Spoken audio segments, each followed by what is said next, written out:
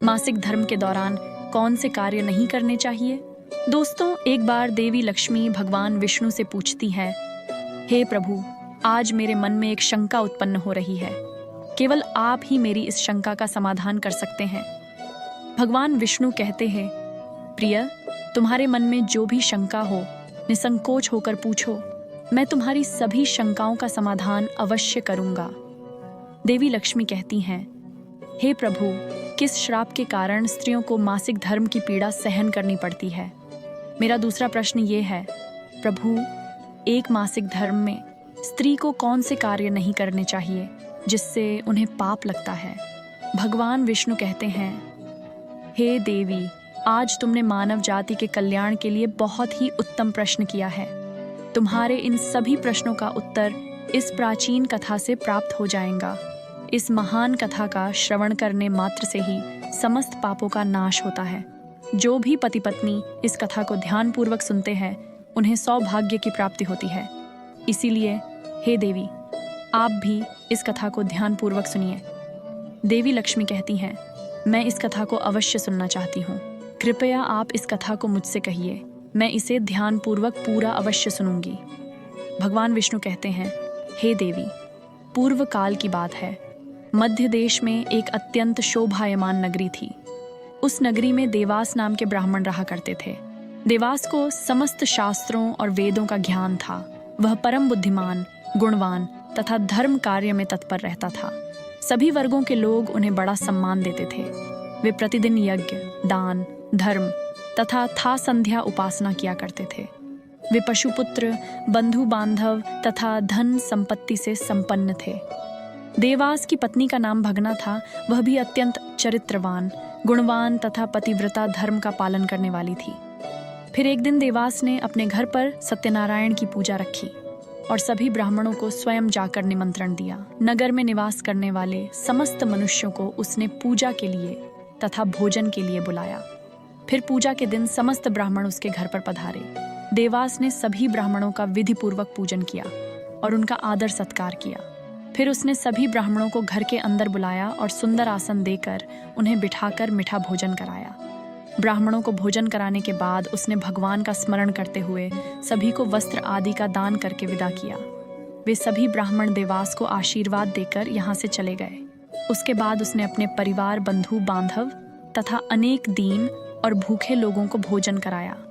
इस प्रकार से सभी को भोजन कराकर और पूजा संपन्न करके जब वह ब्राह्मण अपने घर के द्वार के सामने खड़ा था, तब उसने देखा कि उसके घर के सामने एक कुतिया और बैल बात कर रहे थे।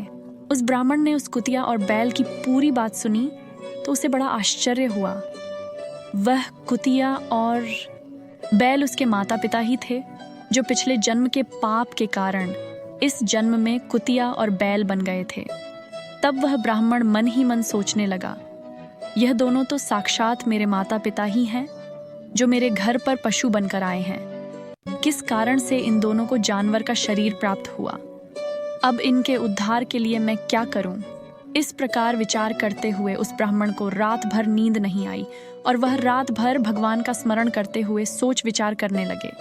उसने सोचा, मेरे माता पिता की मुक्ति का उपाय केवल मुनि वशिष्ठ जी ही बता सकते हैं।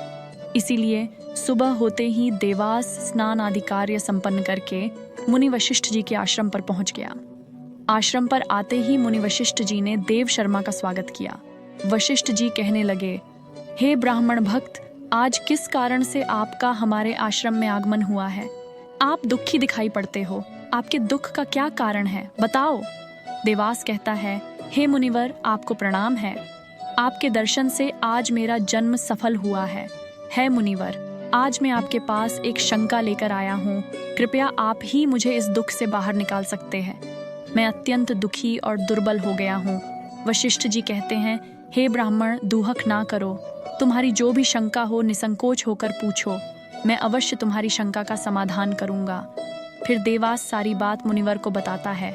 इस प्रकार से अपने माता पिता को कुतिया और बैल के रूप में ऐसा बोलते हुए देखकर मुझे बड़ा दुख हो रहा है। मुझे रात भर नींद नहीं आ रही है। हर क्षण मुझे चिंता सता रही है। मैंने कभी कोई पाप नहीं किया है, हमेशा धर्म के कार्य किए हैं, फिर भी मेरे माता पिता को ऐसे कट झेलने पड़ रहे हैं। इसी कारण से आज मैं आपके पास आया हूँ। कृपया आप अपनी योग्य शक्ति से पता करके मुझे बताइए किस कारण से मेरे माता पिता की ऐसी दुर्दशा हुई है और उनकी मुक्ति के लिए मुझे कौन सा कर्म करना चाहिए। फिर गुरु वशिष्ठ ध्यान लगाते हैं और उस ब्राह्मण के माता पिता के पूर्व जन्म के कर्मों को देखते हैं और देव शर्मा से कहने लगते हैं, हे ब्राह्मण, तुम्हारे माता पिता ने पिछले जन्म में घोर पाप किया है। उसी पाप के कारण आज उनकी ऐसी दुर्दशा हुई है। देवास कहता है, हे गुरुदेव, किस पाप के कारण मेरे माता पिता की दुर्दशा हुई है? कृपया विस्तार से बताइए, मैं जानना चाहता हूँ। फिर वशिष्ठ जी कहते, ब्राह्मण देवता, ध्यान से सुनो। यह बैल जी तुम्हारे पिता हैं। ये पिछले जन्म में कुंडी नगर के श्रेष्ठ ब्राह्मण थे। इन्होंने एक दिन एकादशी का व्रत करके भोजन किया था। एकादशी के व्रत के दिन इसने दान धर्म भी नहीं किया। इसने द्वार पर आई गायों को कभी भोजन नहीं खिलाया। इसने अपने पितरों का श्राद्ध भी विधिपूर्वक नहीं किया। तुम्हारे पिता ने पिछले जन्म में मासिक धर्म के दौरान ही तुम्हारी माता के साथ संबंध बनाया था और इसी पाप के कारण इसे इस जन्म में बैल का रूप प्राप्त हुआ है। अब तुम्हारी माता के बारे में सुनो। तुम्हारी माता ने राजस्वला होते हुए भी भोजन बनाया। मासिक धर्म के दौरान ही इसने भगवान की पूजा की, तुलसी को जल चढ़ाया। रजस्वला होते हुए भी इसने भगवान को भोग लगाया। इसी कारण से इसे महापाप लगा है। मासिक धर्म के दौरान स्त्री 3 दिनों के लिए अपवित्र हो जाती है। मासिक धर्म के दौरान स्त्री को पूजा पाठ नहीं करना चाहिए। स्त्री को इन 3 दिनों में अपने बाल भी नहीं धोने चाहिए। इससे पति की आयु कम होती है। मासिक धर्म के दौरान पेड़ पौधों को स्पर्श ना करें। रजस्वला स्त्री के साथ संबंध भी नहीं बनाना बाह्य। जो पुरुष रजस्वला के साथ संबंध बनाता है उसे ब्रह्म हत्या का पाप लगता है। जो रजस्वला के वस्त्रों को स्पर्श करता है उसे भी पाप लगता है। रजस्वला स्त्री के शरीर में 3 दिनों तक ब्रह्म हत्या का पाप निवास करता है और चौथे दिन ही वह स्नान करके पवित्र हो जाती है। चौथे दिन स्नान करने के पश्चात रजस्वला स्त्री को अपने पति का मुख देखना चाहिए। अन्य किसी पुरुष का मुख नहीं देखना चाहिए। यदि पति समीप ना हो तो सूर्य देव के दर्शन करने चाहिए। गुरु वशिष्ठ कहते हैं, हे ब्राह्मण, इसी पाप के कारण तुम्हारे पिता को बैल और तुम्हारी माता को कुतिया का जन्म प्राप्त हुआ है। देवास कहता है, हे मुनीश्वर, जब आप मुझे मेरे माता पिता की मुक्ति के लिए उपाय बताइए।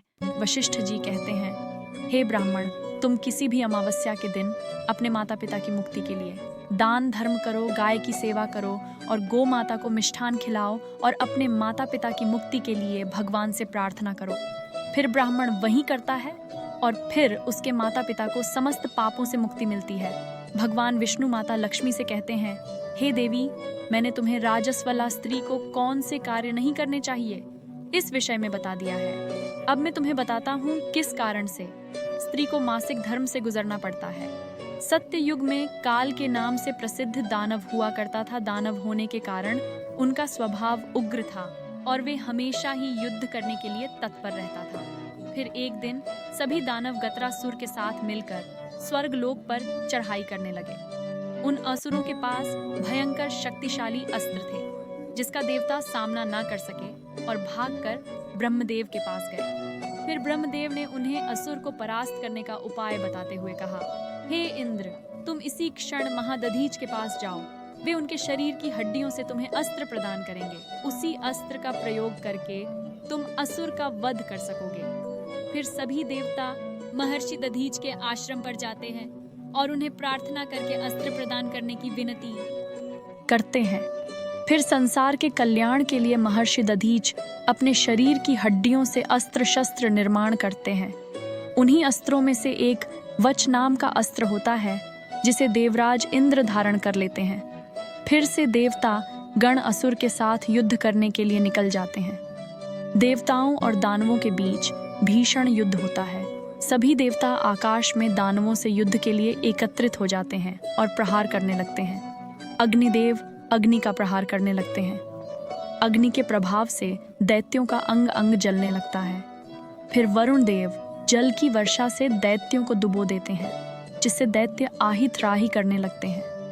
अनेक दिनों तक इस प्रकार से दैत्यों और देवताओं के बीच में भीषण युद्ध चलने लगता है।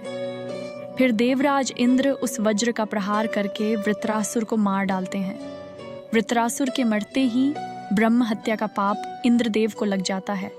ब्रह्म हत्या से छुटकारा पाने के लिए इंद्र ब्रह्मदेव के पास जाते हैं और उनसे ब्रह्म हत्या से छुटकारा दिलाने के लिए कहते हैं। फिर ब्रह्मदेव उस ब्रह्म हत्या को इंद्र के शरीर से निकलने की आज्ञा देते हैं और वह ब्रह्म हत्या इंद्र के शरीर से बाहर निकलकर ब्रह्मदेव से कहने लगती है, हे परमपिता, अभी तक मैं वृत्रसूर के शरीर में निवास कर रही थी क्योंकि उसने अनेक ब्रह्म हत्याएं की थी।